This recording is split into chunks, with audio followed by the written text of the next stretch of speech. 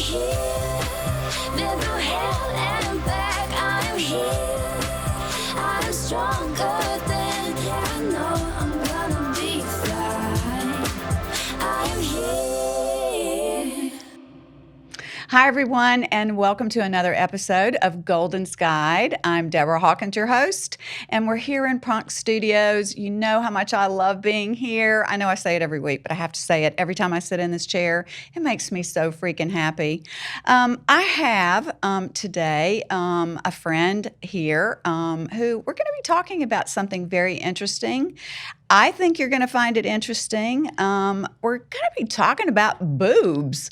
And basically, you know, this is not a show. I want to preface it by saying this is not a show about for or against. This is a show about information. And it's also a conversation that's happening behind closed doors and between girlfriends, literally just all over. And so, you know me, I love to bring the conversation to the table. So I'm really excited about who you'll meet today and hearing her story. So let me tell you a little bit about her. Her name is Brigitte Bartley. I actually fell in love with her before I even met her. We would talk over Instagram, or a lot of times we would just run into each other, but we always knew we just wanted to connect, and I'm so happy that we have, and it feels so great to be in her energy. First of all, she is an advocate, a very avid advocate for nutrition and mindset. She's also the mother to 3 boys who are absolutely adorable, ages 20, 19, and 16. And in 2011, Brigitte channeled her passion of nutrition into network marketing, with now an organization of 100,000 plus associates.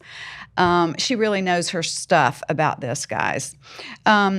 Her passion for supporting small businesses led her to social media marketing with clients across the country. Yes, she's an expert at that too. And her love for people in sales led her to the Damian Hall Group luxury real estate team, which, you know, I look at some of the houses on there and I'm just in love. And I love the way she shows so much of what she's doing. And I also want you to know she was the contributing author to a book called The Energy of Happiness. In 2015, it was named an Amazon #1 bestseller. And she really shares her other passion of mindset, which is somewhere we really connect. And she's currently working on her 2nd book. I'm so excited when I heard that. And that's expected to release in 2022. So with that, welcome, my friend, Brigitte. Thank you. Thank you for the very sweet introduction. Oh, you are welcome. Well, you really are all that. Welcome. You know, I know women really look up to you, and I know that you're a mentor, of course, to a lot of women. And you do really give to the community, and you're involved in so many things, and your heart's, you know, the size of Texas. And, we're just lucky to have you in our area supporting so many women and everything. Well, thank you. Thank you. And I agree, when you and I first connected on social media and then in person, there's always just been a consistent attraction, vibe, very much like-mindedness. So Vibe. I like that. Yes, vibe. Yes. Well, speaking of vibes, we are talking about breasts today. Yes. Breasts, boobs, boobolas. Yes. I mean, whatever you want to It's a call hot them. topic lately. It is. Well, it's all. I think for women, it's always been a big. Well, probably for men too. But Yeah. We're talking today really about your experience, and I didn't even know there was a name called explant.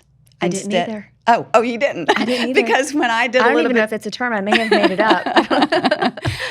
Well, actually, I did a little bit of research, and yeah, there is, implants and explants. And I know we're here to talk about this and other things as well.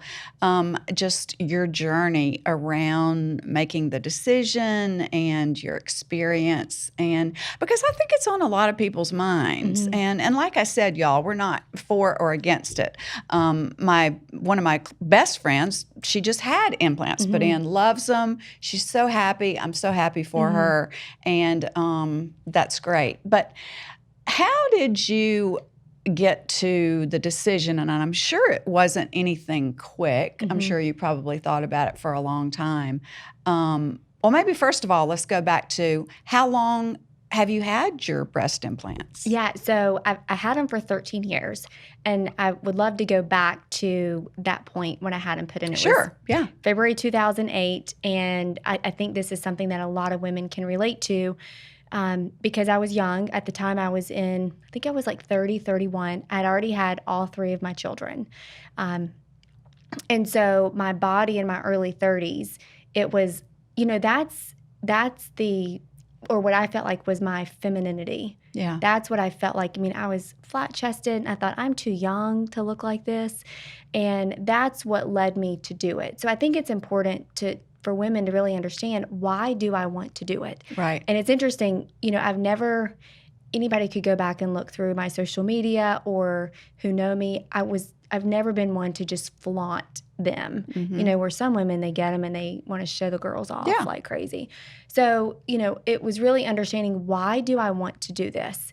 And for me, I felt more feminine going to the gym, like in tank tops, in a bathing suit. I felt more attractive. I overall felt better about myself. Because again, that was the one thing that I felt was my femininity. So I had the surgery to have them put in February 2008. Completely trusted the doctor with the size, and he said I do have wider hips, and so he said this is the size I'd recommend. At that time, silicone had just come back out on the market through the FDA, and he highly recommended me to do silicone implants. And I was like, I'm not sure about that, but okay, I'll do silicone. Well, you'll understand this. So the night before surgery, I had this dream, and I still cannot explain it other than it was just a very vivid, do not do the silicone. You do saline. Do saline implants. And I went into surgery the next day, showed up that morning. And saline's different in a sense. They have to pre-order the silicone, like from the manufacturer. Saline, they just put the capsule in and they just put the saline in like with the needle. And he was like, okay. And I'm like, I don't know. I can't explain it. I'm just supposed to have saline implants. And so I had the saline implants put in. He did 500 cc.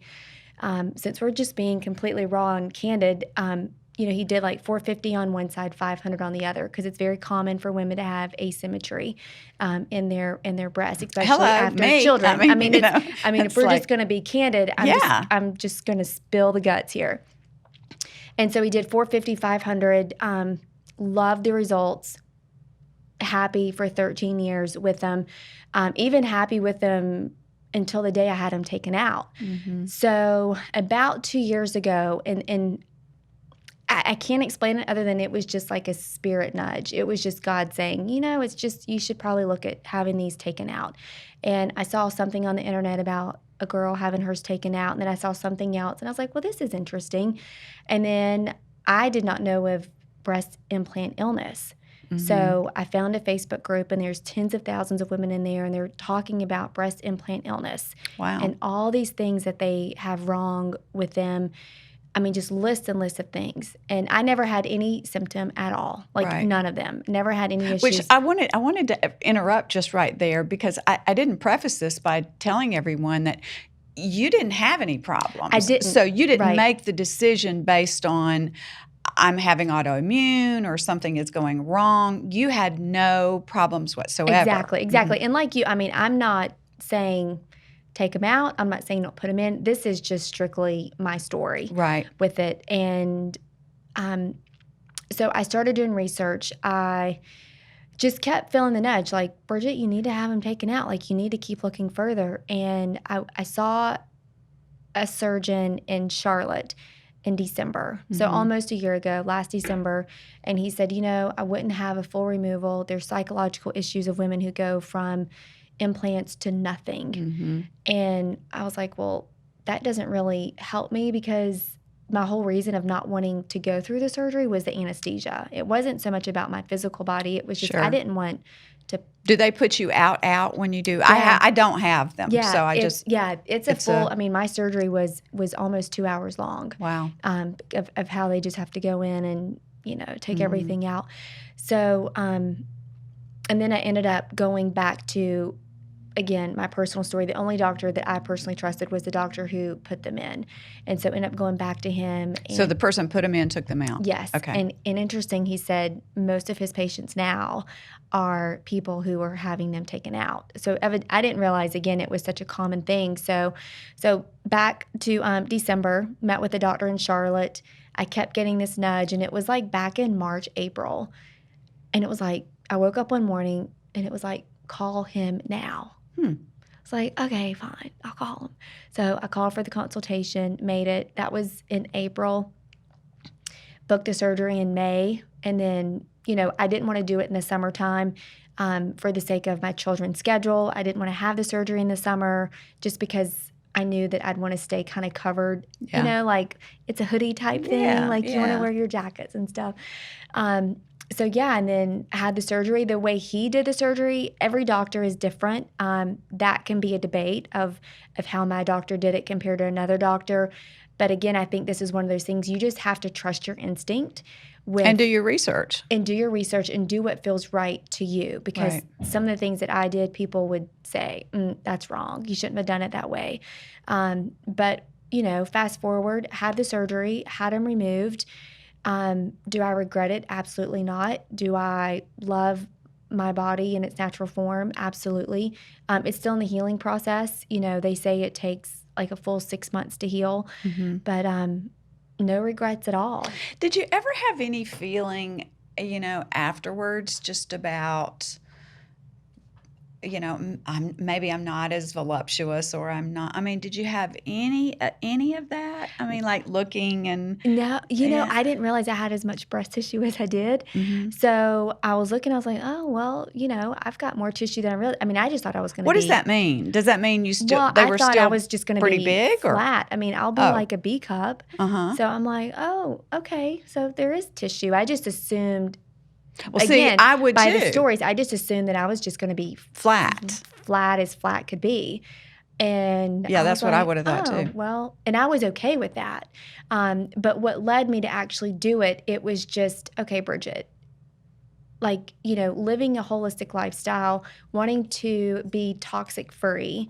And I started thinking, even though I had saline implants, I was reading about all the potential side effects of how the shell breaks down in your body and like the numerous toxins like that's just in that shell. And you think anything that we're putting foreign in our bodies. And again, everybody has their own story with like the implanted birth control, even like any type of birth control. Sure. That's a foreign substance you're putting in your body. Any type of medication, vaccine, like anything. And not saying that it's right or wrong, but your body is going to create an immune response to it. Right. Because it's not natural. And so I started thinking the potential side effects. And I was thinking, okay, when I'm 65, 75, 95, I'm eventually going to have them taken out anyway. Might as well do it now while I'm young. Why would you have to take them out, though? Well, imagine like being 95 with Perfect 500 boobs. cc's. I would just think that your body would just get hairy. okay. And I will say one thing that I could tell an instant, the only thing I think if there's any one symptom I had and that went away, I would get constant stress in my neck and in between my shoulder blades. Interesting. And that was I asked my chiropractor about it, and if there was any correlation, he said, well, if you think about it, you have this extra weight you're constantly carrying, so it pulls your How shoulders much forward. more weight do you I think? would say that each one was at least like 2 pounds, so an extra 4 to 5 pounds, like just on the front. So imagine, Yeah. I guess if it's like being pregnant, Yeah. just carrying that constantly. And he explained to me from a like chiropractic, like body composition standpoint, you put that extra weight and, you naturally will just like go forward and like just learning to hold it and come back with it. And literally the day that I had my implants taken out, like that day, the back pain was gone. Wow. That's So really that's the interesting. only like symptom of it. But I've seen stories where women have their skin issues clear up, their thyroid performs better, their brain fog goes away. And I mean, I would, in the process of the healing, you have to do like scar massage and changing your bandages. And I'm big on self-talk, and I would just talk through it. And I'm like, okay, God, I don't know why you told me to do this, but I did it. So fine. And so if I did it and this is to help somebody else, with their story, then I'm okay with that. Like, I was a catalyst to somebody else's healing. Like, I would have to talk myself through it with, I don't know if there's other people that have had him taken out just because. I had no reason to take him out. Because, I mean, girl, there were way other ways I could spend that money. Because it is not covered by insurance. Yeah. It is strictly out of pocket. And it was not just the expense of. Well, I'm guessing it's not covered under insurance if you haven't put in either? No. Yeah. Well, no. I mean, I think if you. It's cosmetic. So. Right. But anything cosmetic. I think if you had him taken out or put in for medical reasons. Oh, okay. I think Yeah. I get that. Like breast cancer, or I've known people to have them covered by insurance, taking them out because they've correlated to a medical condition. I see. It's an expense putting them in. It's an expense taking them out. And of course, the risk, whether you have them put in or taken out, of the anesthesia, like you said, just surgery in itself. There's risks and all that. I just think back when we were talking about flat. I can remember I had a crush on this young boy when I was, it was obviously before I developed, and he said something, I might have been 12 or 13, I don't know. And he said something about me being flat. And isn't it interesting that, I eventually grew boobs, or whatever. But I can remember I can't even describe the devastation, that I felt. I don't remember talking to anyone about it. But that memory popped up. I think that's how much, the relationship we have with our bodies, whether it's good or bad, how much it stays with us. Because when you said that, I went all the way back to being 12 years old and this little flat girl, and somebody, that I, looked up to or had a crush on, thought I wasn't pretty enough or whatever, And yeah. Well, and unfortunately for us, we have social media that's affecting our perception of ourselves.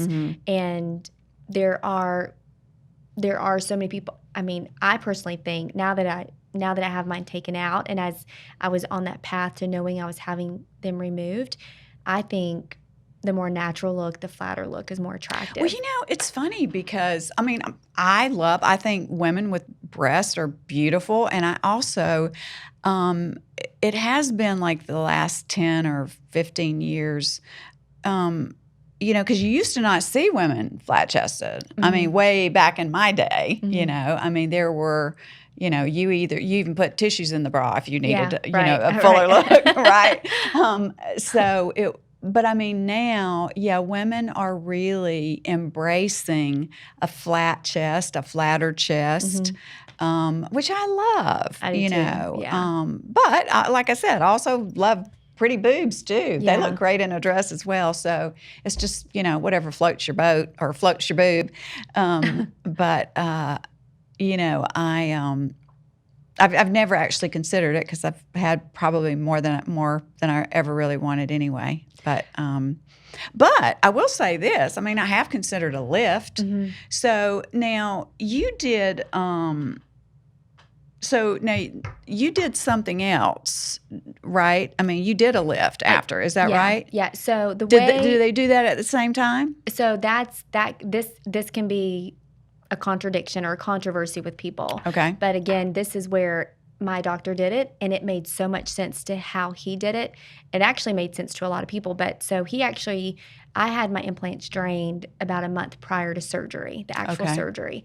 And the reason why, and you can only do this with saline implants, and it's crazy when you think about this, but they just stick a needle in your breast and they just suck the saline out. And so you'd see it draining in the machine. I can show you a picture later. Take Oh, a picture. wow. I documented and does the it whole thing. deflate, literally? Yeah, I mean, my boob deflated. Literally, Wow. like in front. Wow. Yes.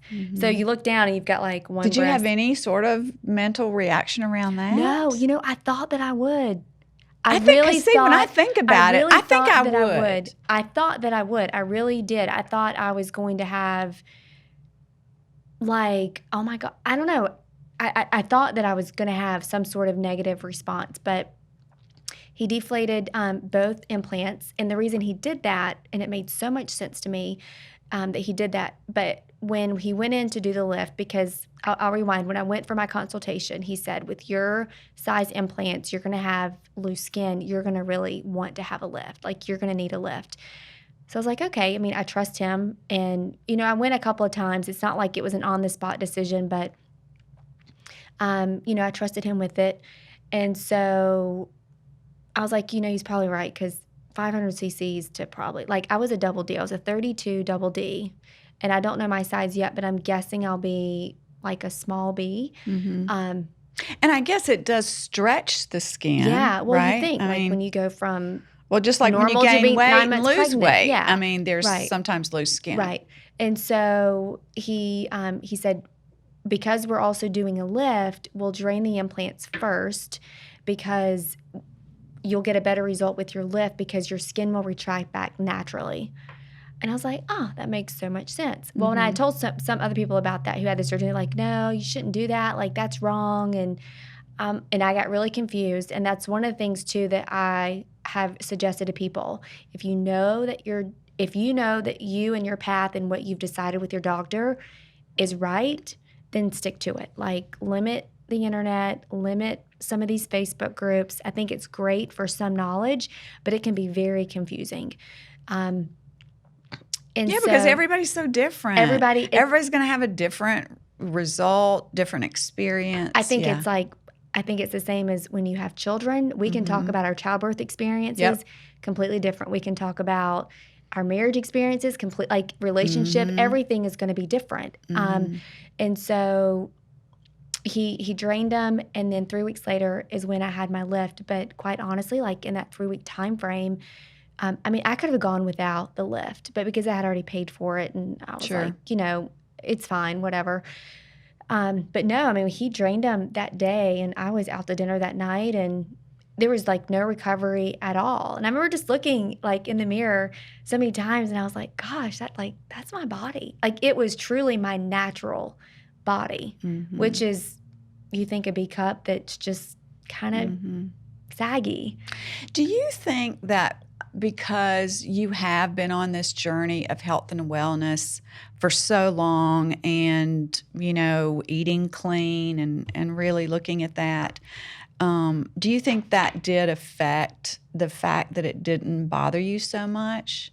Because I can imagine it still would bother people if they weren't so mentally prepared. Yes. And the thing, and I have friends that have the most perfect figures that could, imaginable to other people, and they still have body image issues. Yes.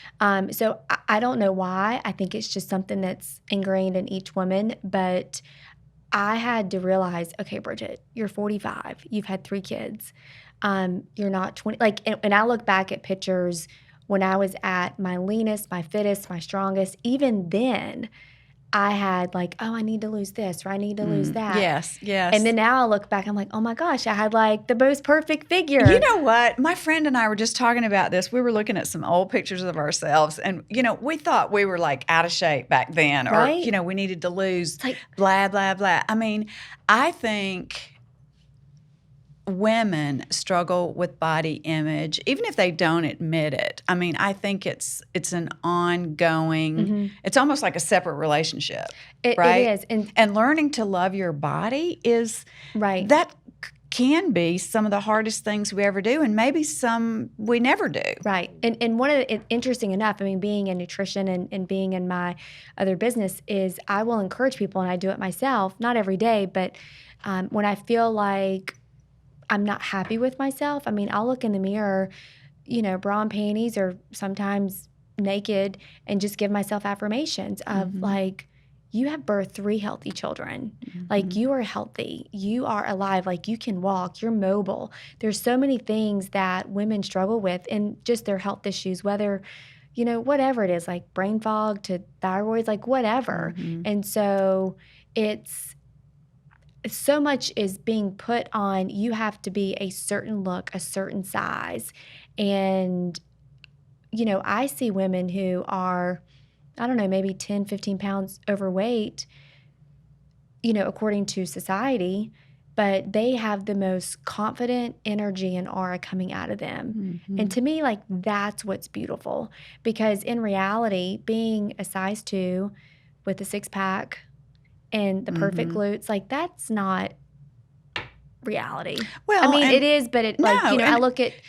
And you and I know, I mean, we've just said it. I guarantee you, any woman who's been a 2, a 4, a 6, or an 8, or 10, or whatever, which I've been all those, when I was that size 2, I was more unhappy than I am now, Oh. and I'm certainly not a size 2 anymore. Yeah, I've been 00 to size 14. So I've been one extreme to the other. And at my size now, which is a 4, it's like a 2-4, for me, it's like life is too short. If I want to eat the French fries, like even if it's 3 or 4, or if I want to, do something, I don't want to live so confined just to look a certain way. Yeah. But I know we go through phases to where it's, okay, I'm going to do a detox because I want to be healthy. But that's where my mindset shifted is, okay, Brigitte, do this because it's not healthy to carry that extra weight around your abdomen area, or do the detox because you want to boost your immune system, not, okay, let's lose 10 pounds for the beach trip. Do you know, even speaking of that, I can remember one time, this was many years ago, another marriage ago, everyone, going on vacation. And I made myself so friggin' miserable, Brigitte, because I didn't lose the 5 pounds or whatever it was.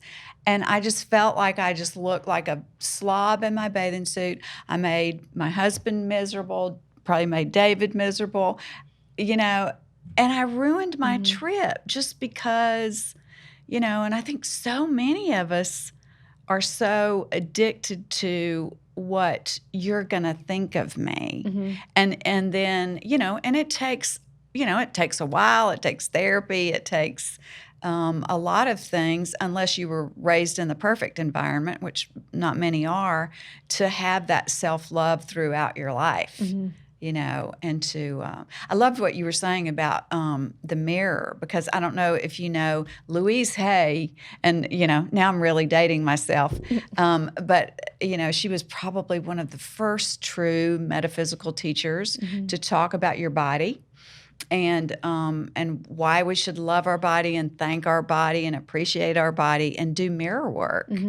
And anyway, I love that, and I love that you brought that up. And I think more women should do that, and not should, but should consider it anyway, because a lot will come up when you stand in front of the mirror and look at yourself like that. Not like I'm looking at myself like I'm getting ready, but like really take it in. Because the first thing that's going to come up is the critical, right? Oh, well, it programs your mind. It reprograms your mind. When I went through my divorce 10 years ago, I had affirmations on my mirror that were for love, self-love, and then for my business. And every time, every morning, every night, and it's just looking at yourself, and it's just reprogramming, and that's what it's technically, in reality doing. It's reprogramming your mind and your perception, because if you may not believe it, and it feels awkward to people at first because you don't believe it about yourself. But when you're saying those things every day over and over, then you really start to believe it. And then it changes the energy as you walk in the room. It changes who you attract in business and in your relationships and friendships and that sort of thing. Yeah, I'm a member of the Yellow Sticky Club. They're all over my house right now, and some of them are the big ones. You know, in my office, I have the big ones. And I know some people poo-poo affirmations, but I've always used them because I think anything we can do to help refocus our mind from that critical, negative. And if you've told yourself for 20 years that you're fat and that you're not attractive, and if you could only, if you could only, that is a deep groove neuropathway in the brain that is very hard to shift. It is. One of the things that I do as well, if you don't do this, I recommend it, but is I put alarms in my phone. And so starting at 7 o'clock in the morning until about 5 o'clock at night, every hour, I have an affirmation. And so it goes off on my phone, and in the lock screen, it'll have that affirmation.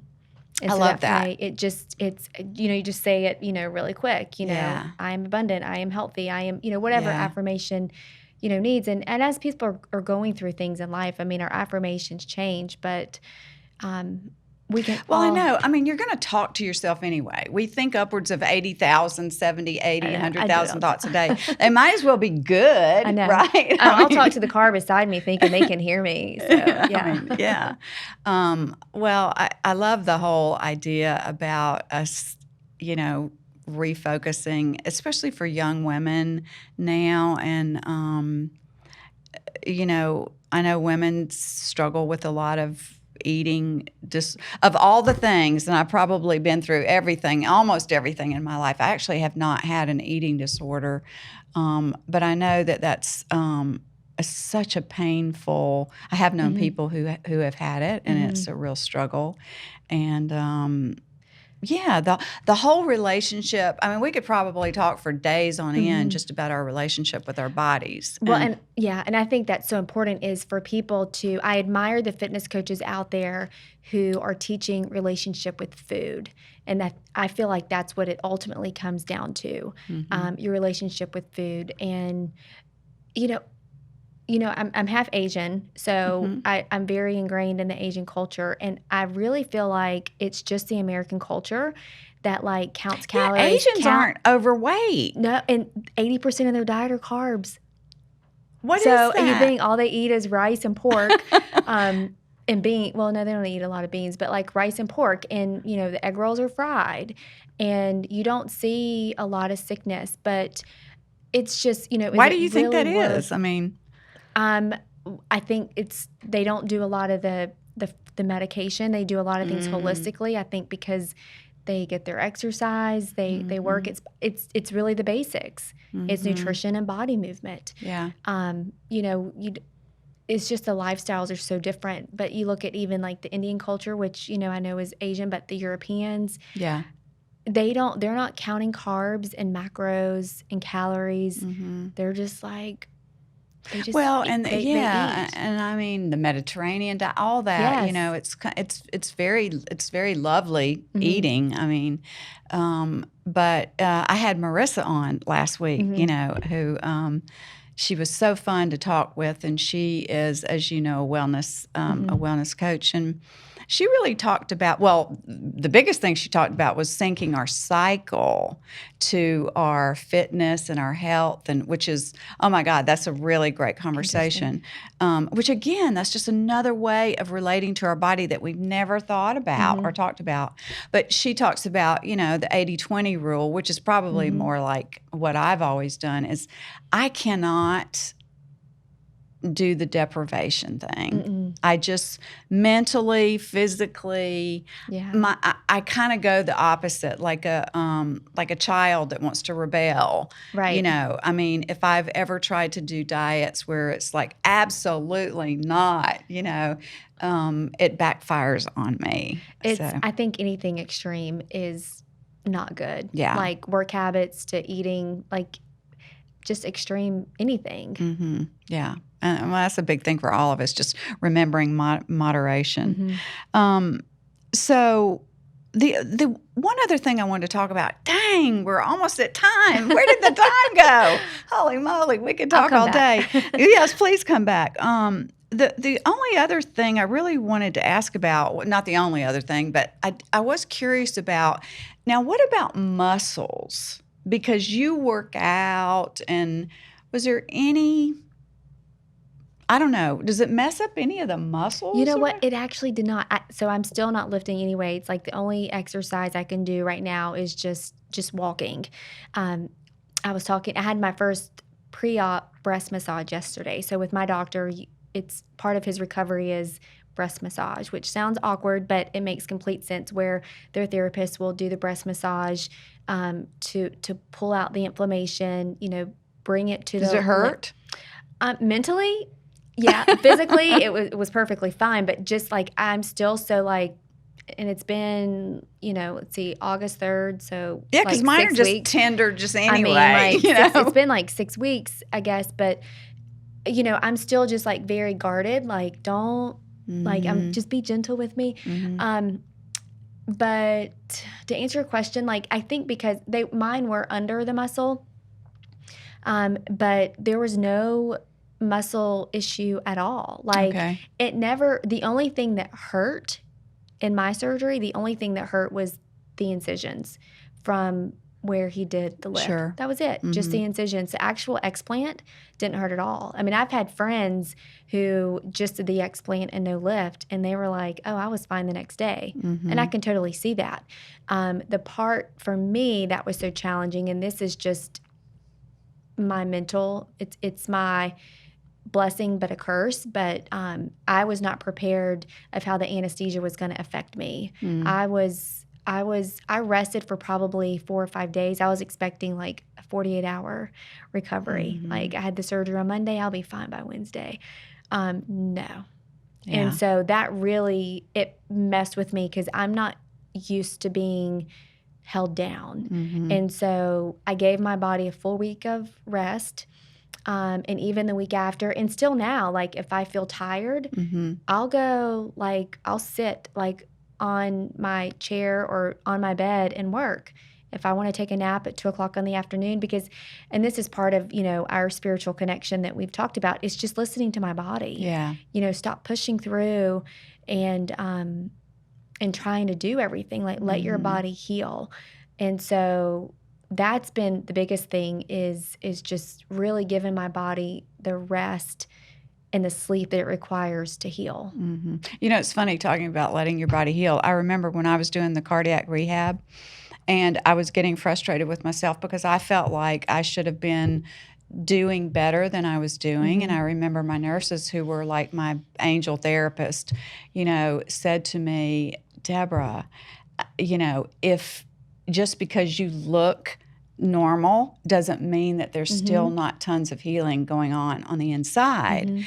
And that's for anybody who's having surgery or any kind of illness out there, giving your body time to really do its thing. And excuse me, everyone's different. But, I remember her telling me, and I never forgot this, she was like, if you'd been in a car accident and, your leg was half cut off and they had to sew it back on and you were still in a cast and dragging it around, you would be looking at it and knowing, wow, I'm still healing. I'm not there yet. Right. And she said, because you can't see, you're just being so hard on yourself. Right. And that really stuck with me. It's true because I don't think we realize what really is happening inside our body. Yes. Like with you, that everything that led up to that point, you probably didn't realize that those things were building up. And then the cardiac, situation happened. And then for me, even though I look fine and you're I still feel healing. fine, That's what that's what reminded me of that. And when I was asking the therapist yesterday, can I start walking? And today I did my first morning. And actually today I washed my hair for the first time. Well, you so that's look like beautiful. a big deal. It's the first time I've washed my hair on my own in like 5 weeks. Well, that's a big deal for us. See, I didn't. It is. I mean, those are things, again, like post-op, you don't realize that you can't do. And that affects, we're both strong, independent women. So to not be able to wash your hair, to not be able to do things. I remember that girl. Not from a breast surgery, but I broke my elbow. And so I was unable to even lift it or anything, and I couldn't dry my hair. I couldn't fix my hair. And yeah, my girlfriends would come over, and that's a big deal, It you know, is. when you're so used to doing everything. Yeah, you know. I was calling myself baby grandma throughout the whole, because I'm like, I feel like I'm the baby grandma going to the salons just to get my hair washed. Well, I just keep on taking care of that beautiful self of Thank yours, you. inside and out, and you really are. I appreciate you so much. I appreciate your friendship, and this is so fun. Please tell me you'll come back. Absolutely. And thank you for putting yourself out there and your content, because it inspires women like me. Oh, So well, thank you It's for a ripple that. effect. It is a ripple effect. Mm-hmm. It is. Well, the great thing that I know we're both aligned with this, and I'm so lucky to have so many women Mm-hmm. that are friends that are coming on to talk about, all kind of different subjects that women want to talk about. And it's just such a gift to me to be able to have a beautiful studio and great producers. I love you back there, and share this information with people. So Yeah. thank you so much for Thank today. And there really is a lot more I'd like to talk about. And the great thing about you, Bridget, I know that you're just going to bring it. You're going to tell the truth, because she does. Everybody needs to follow Bridget, because not only does she do just great, fun posts that you're going to want to see, you always post really great content. Information, like sometimes I'll read this and I'll be like, oh my gosh, I need to know this. I'll snapshot it, Well, thank you. So what is your handle on Instagram? It's very easy. It's Brigitte_Bartley. Brigitte_Bartley. Make sure you follow her. And also, if you're in the market for one of those gorgeous houses, check her out there too. And all your information's on Thank you. Instagram, Yes, right? it is. It is. Great. Yeah. Well, thank you so much for being with us today. Thank I love you. Thank you, Deborah. All right. You know our tagline here. I don't know if you know this, but my theme song is by Kylie Odetta, my beautiful songbird, and it's called I'm Still Here. Oh, So love that. I always leave it off with We're Still Here. So we'll see you next time. Thank you. I am here.